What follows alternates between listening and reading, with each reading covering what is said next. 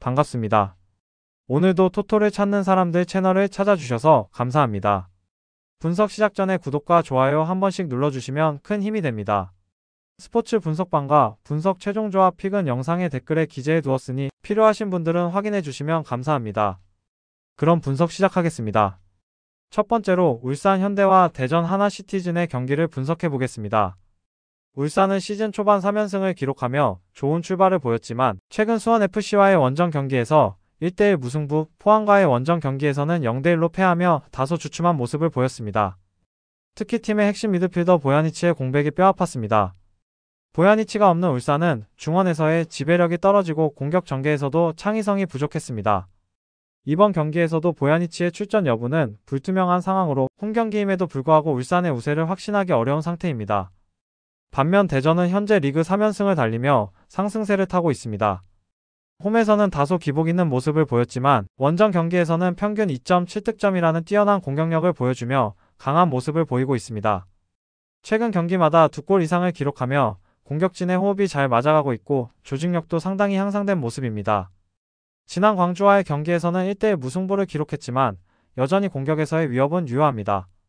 울산은 지난 시즌 대전을 상대로 홈에서 4대1로 승리하며 강한 모습을 보였습니다.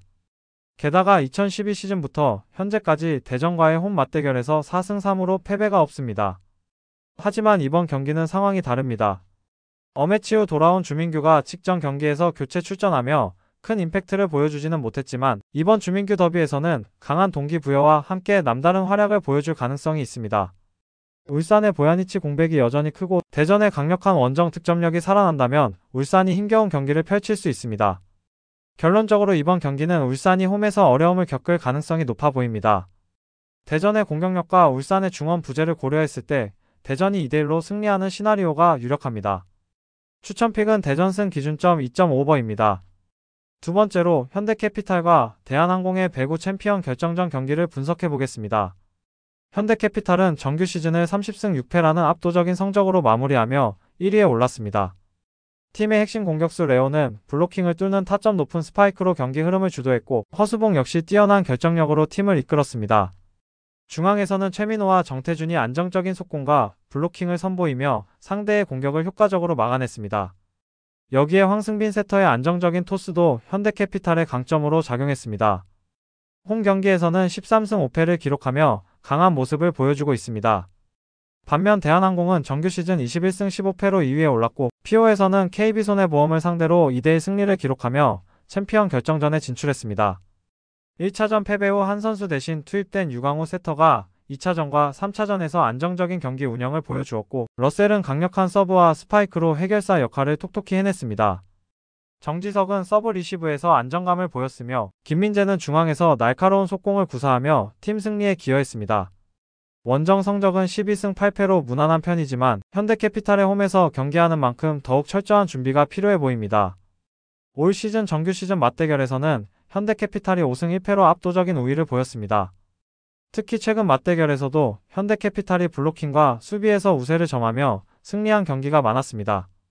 하지만 대한항공이 5차전에서 승리하며 상대전 연패를 끊어냈고 피오를 통해 경기력이 한층 더 올라온 만큼 방심할 수는 없습니다. 현대캐피탈은 정규 시즌 우승 이후 한 달간 충분한 준비 시간을 가졌고 전력상 우세를 점하고 있습니다. 반면 대한항공은 피오를 통해 실전 감각을 끌어올렸기에 좋은 경기력을 기대해 볼 수 있습니다. 승부처에서는 레오와 러셀의 대결이 중요한 변수가 될 것입니다. 또한 서브 리시브와 블로킹 싸움에서 누가 우위를 점하느냐가 승패를 가를 가능성이 큽니다. 추천픽은 현대캐피탈 승 오버입니다.